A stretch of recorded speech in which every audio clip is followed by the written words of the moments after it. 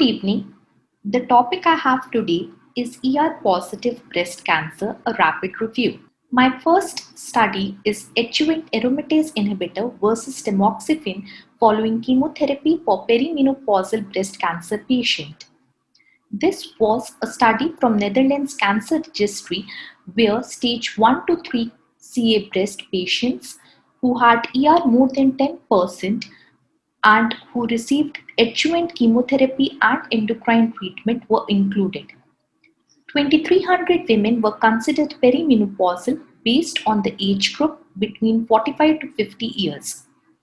Every woman had her AI treatment ratio calculated, and then the women were divided between tamoxifen treated patients with the AI ratio less than 25%, AI and tamoxifen treated patient with the AI ratio between 25 to 75%, and AI treated patient with the AI ratio more than 75%. After a median follow-up of 7.6 years, it was found that the patients who were predominantly treated with AI had the highest relapse-free survival as well as overall survival with a hazard ratio of 0.63 for RFS and 0.50 for OS.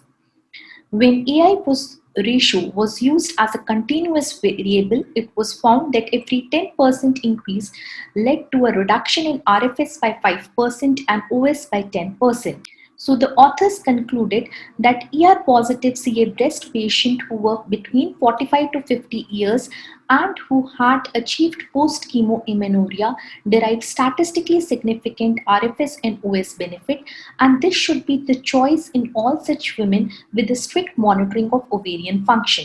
The second study was to evaluate breast cancer index for the prediction of benefit of extended aromatase inhibitor therapy. NSABP B42 study was a study of postmenopausal women with stage 1 to 3 hormone receptor positive breast cancer who were disease free after 5 years of endocrine therapy, and these patients were randomized to receive letrozole for 5 years versus observation. The authors found that there was a statistically significant improvement in DFS without any benefit on overall survival. Breast cancer index is an 11 gene expression based molecular signature which comprises of a molecular grade index, which is a marker of tumor proliferation, and a HOXB13 IL-17BR or H by I ratio, which is a marker of estrogen signaling. This is both prognostic as well as a predictive marker to indicate a likely benefit from extended endocrine therapy. This study looked at evaluating the same for letrozole therapy in NSABP B42 study. 2,200 patients were analyzed over a median follow-up of 10 years. 45% of these had a BCI H by I ratio which was high, and 55% had a BCI H by I ratio low. Though the extended letrozole therapy showed an absolute 10-year benefit of 1.6% overall, there was no benefit of high versus low ratio as regards to the relapse-free interval, breast cancer-free interval, and DFS. As regards to the distant recurrence, though there was no difference before 4 years, after 4 years, if the ladies had a BCI H by I ratio which was high, it was showing a statistically significant benefit of extended letrozole therapy. Hence, the authors concluded that though BCI H by I ratio is not confirmatory of extended letrozole therapy benefit on relapse-free interval, if the patient had a high ratio, it indicates a reduction in distant recurrences after 4 years. The next study looked at the prognostic impact of recurrence score, endocrine response, and clinical pathological factors in high-risk luminal breast cancer patients. This study looked at hormone-positive breast cancer patients who had received a short preoperative endocrine therapy.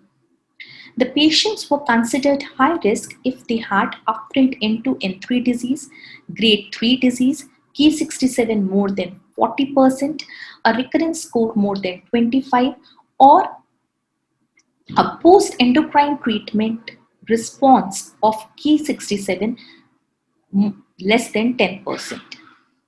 These patients were randomized to the chemotherapy trial, and the use of clinicopathological factors as well as post-endocrine Ki-67 response were used to uh, find the benefit. There were about 4,600 patients with a median follow-up of 4.9 years. The authors found that a higher baseline and post-endocrine Ki-67 level was associated with a poor IDFS.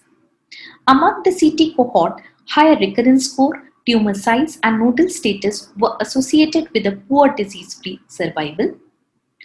IDFS differed between N0 and N1 status, but this was only seen for patients who were less than 50 years of age.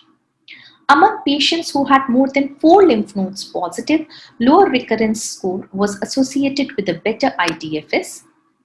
In patients who had a recurrence score more than 25, low Ki-67, post-endocrine therapy, N0 status, and T1 status were associated with improved IDFS.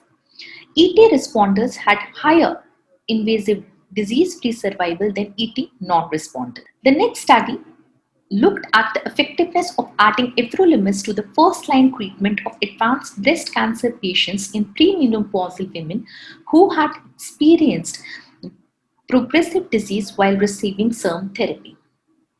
MIRACLE study was a multi-center phase 2 randomized controlled trial which included about 200 premenopausal women with hormone receptor positive HER2 negative advanced breast cancer patient, and they who had progressed on SERM therapy and were right now receiving Gossaline, and they were randomized to receive everolimus plus letrozole versus letrozole alone as the first line treatment.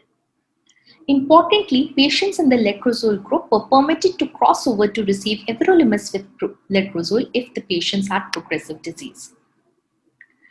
The authors found that there was an increase in the objective response rate by using everolimus plus letrozole instead of letrozole alone, but it was not statistically significant.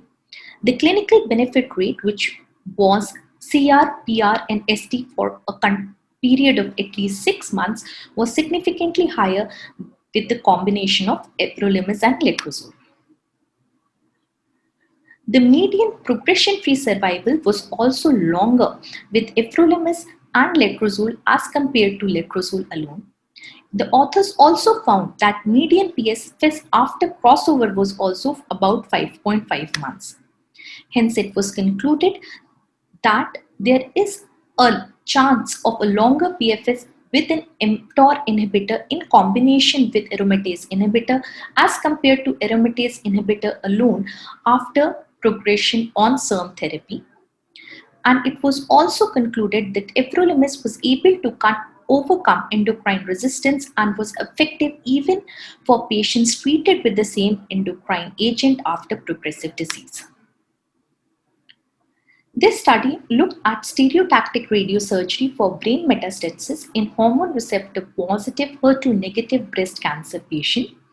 There were such about 70 patients who were treated between 2009 and 2018 at MD Anderson Cancer Center.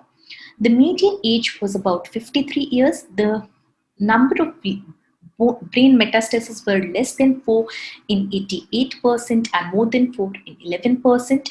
The median follow-up was about 11 months.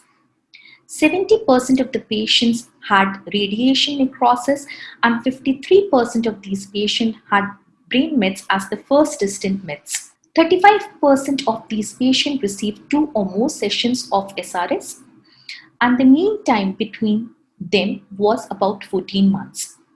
On multivariate analysis, a higher KPS score was associated with a better survival. Patients with a KPS score more than 90 had a better survival and reduced the risk by a factor of 67%. Hence, it was concluded that Stereotactic radiosurgery is an effective treatment modality for hormone receptor positive, HER2 negative advanced breast cancer patients, and patients who have received SRS or SRS plus WBRT and had a KPS score more than 90 had a better chances of survival. This study looked at alpelisib-induced hyperglycemia, the risk factors according to the baseline characteristics in advanced solid tumor and breast cancer patients. X2101 study looked at alpelisib plus fulvestrant in solid tumor, while SOLAR-1 looked at alpelisib plus fulvestrant in hormone receptor positive, HER2 negative advanced breast cancer patients. The author did a pooled analysis and made a risk factor of baseline characteristics among these two studies and then tested it over a population from the SOLAR-1 study. So, among the initial 36 variables, finally, after univariate and multivariate analysis, baseline fasting plasma glucose, body mass index, HbA1c, and monocytes count were found to be of the highest importance in predicting hyperglycemia, and these were subjected to 7 machine learning algorithm, and a final model was created which could predict the possibility of developing grade 3 or 4 hyperglycemia after 2 months of therapy with alpelisib.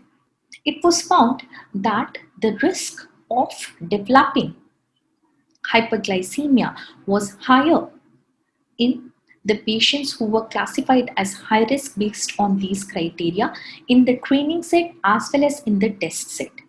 It was also found that the median time of development of this grade 3 and 4 hyperglycemia was more rapid in the high risk group in the training set as well as in the test set.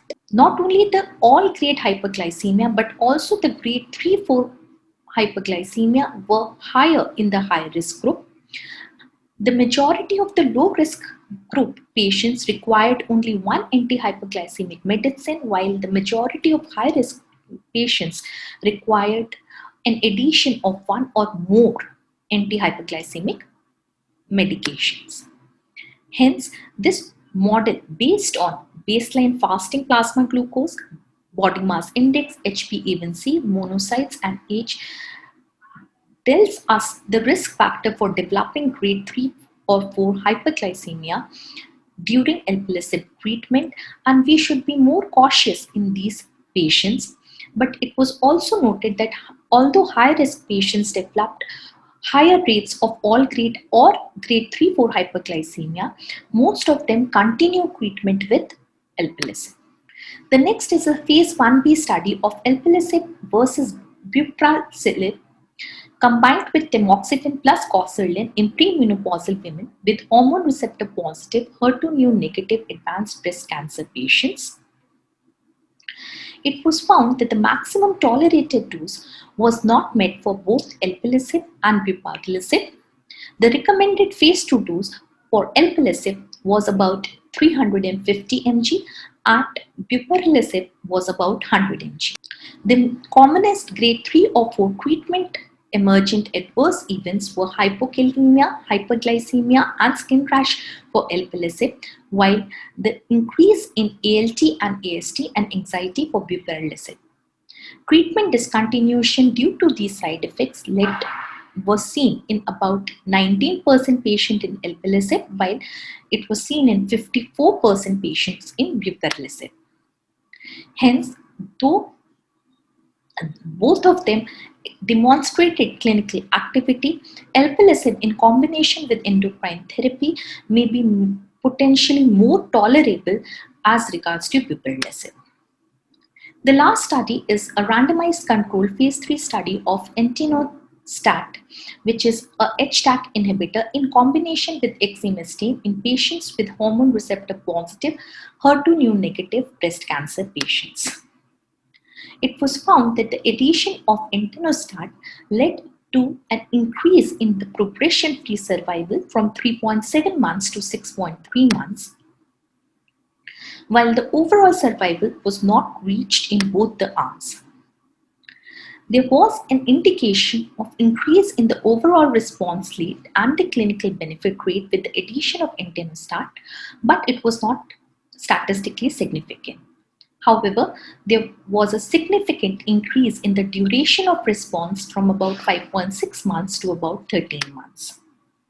The most common adverse events were hematological in form of neutropenia, thrombocytopenia, and anemia, but most of the patients were asymptomatic for the same.